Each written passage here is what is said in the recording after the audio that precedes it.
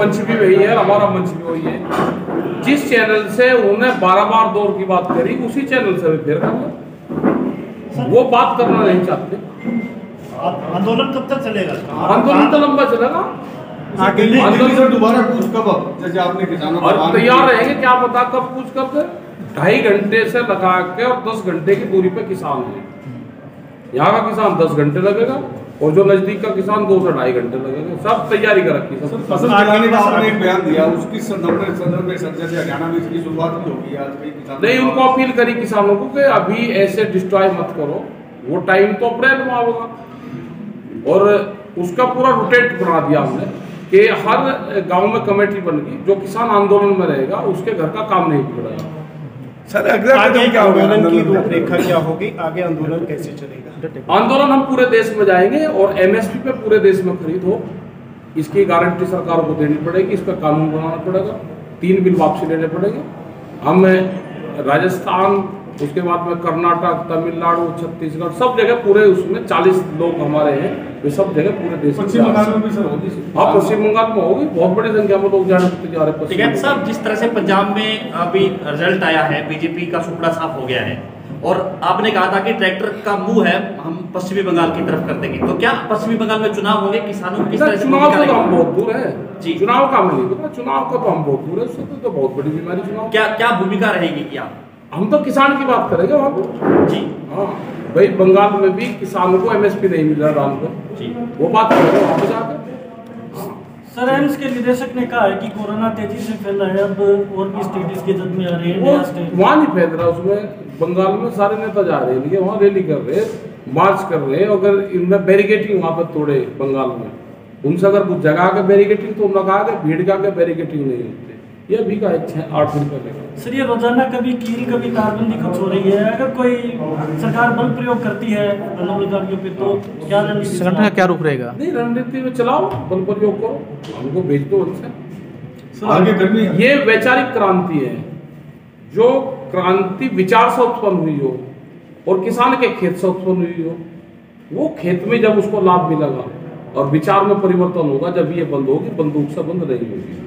साहब, एमएसपी में अंतर की बात कही जाती है किसानों की ओर से कि मार्केट रेट में और एमएसपी में अगर डिफरेंस हो तो किसान को डिफरेंस दिया जाए, ये मांग समय समय पे उठती है, इस पे आपका क्या? सरकार ने कहा कि एमएसपी नहीं दे सकते और बहुत कुछ अंतर है। अगर वो व्यापारी का हित चाह रहे तो डिफरेंस सरकार दे दे, नहीं तो व्यापारी को हमको छोड़ दो हमने सामने। ये कानून बना दे, उसके नीचे पे जिसे बाजरा है उससे नीचे पे खरीद नहीं होगी, तो व्यापारी को अगर नुकसान होगा मत खरीदो। डिफरेंस की बात बहुत लंबे समय से चली, जब तक इस पर कानून नहीं बनेगा, ये चीजें आगे आई, जब तक इस पर पहले इस पर कानून बनाओ।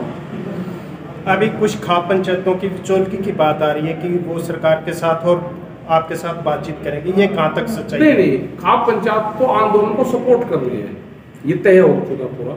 ये खाप पंचायत आंदोलन को सपोर्ट करेगी और जो 40 जत्थेबंदी जो कमेटी है वही कमेटी रहेगी और वही सरकार से बात करेगी। तो सरकार वार्ता के लिए बुलाएगी तो संगठन जाएंगे, किसान संगठन चले जाएंगे बुलाने को। कोई आया इस तरह का? ना, अभी नहीं आया, अभी तो 1-2 महीना लगेगा मुझे। सर, आपके मुताबिक कृषि कानून का प्रारूप क्या होना चाहिए? आपके मुताबिक कृषि कानून का प्रारूप क्या होना चाहिए ताकि किसानों को फायदा मिले? लाभ मिले, स्वामीनाथन कमेटी की रिपोर्ट को लागू करवा दो और रेट हमारे तय हो जाएंगे।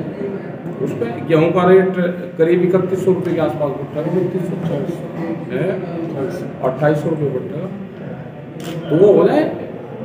ये तीनों खेती कानून वापस हो जाते हैं तो क्या किसान का भला हो जाएगा? नहीं, एमएसपी भी तो इसके साथ है ना, और फिर और चीजों पर कमेटी बनेगी और बहुत सवाल है जो फिर कमेटी बैठ कर सरकारों से बातचीत करेगी।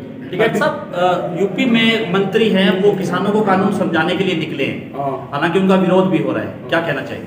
नहीं, मैं तो गाँव के लोग तो तैयार बैठे, उनका जहाँ पे वे जा रहे हैं वो गन्ने की बैठे हैं जी। गन्ने का पिछले साल का भी भुगतान नहीं हुआ, बिजली वहाँ पे सबसे महंगी है उत्तर प्रदेश में, गन्ने का रेट नहीं बढ़ रहा, धान के वहाँ रेट नहीं बढ़ रहे, दूध के वहाँ पे रेट नहीं बढ़ रहे, तो गांव वाले उनको समझा देंगे, वो उनसे बात करते हैं गांव के लोग कि भाई हमारी ये प्रॉब्लम है। हरियाणा के कृषि मंत्री से किसान कानून बन गया तो आम आदमी से नहीं जुड़ रहा है, सिर्फ बात किसान की हो रही है। नहीं नहीं, ये आम आदमी का ही तो है। ये जो रोटी महंगी होगी वो आम आदमी का ही तो है। ये भी होना चाहिए कि कितने में खरीदार, कितने में वो बेच रहा है, उसके ऊपर भी कंट्रोलिंग बोलते हैं। नहीं, हर बात आंदोलनकारी बोलते हैं ट्रैक्टर लेके पहुंचो और इस तरह से बोलते हैं, लेकिन आम आदमी को जोड़ने के लिए कोई प्रक्रिया ऐसी कोई? ये महंगाई जो हो रही है ये आम आदमी से तो है भाई। हमने बाजरा, आप यहाँ पे 11 रुपए किलो बाजरा बेच रहे हैं। अभी 8 दिन पहले हमने आटा मंगवाया 1.5 किलो 2 किलो, वो 65 रुपए किलो मिला और मॉल के अंदर वो 120 रुपए किलो मिल रहा। तो ये पता तो रहना चाहिए ना कि किस रेट में खरीद हुई और मैं किस रेट में खरीद रहा, ये बता रहे हैं हम सब लोग।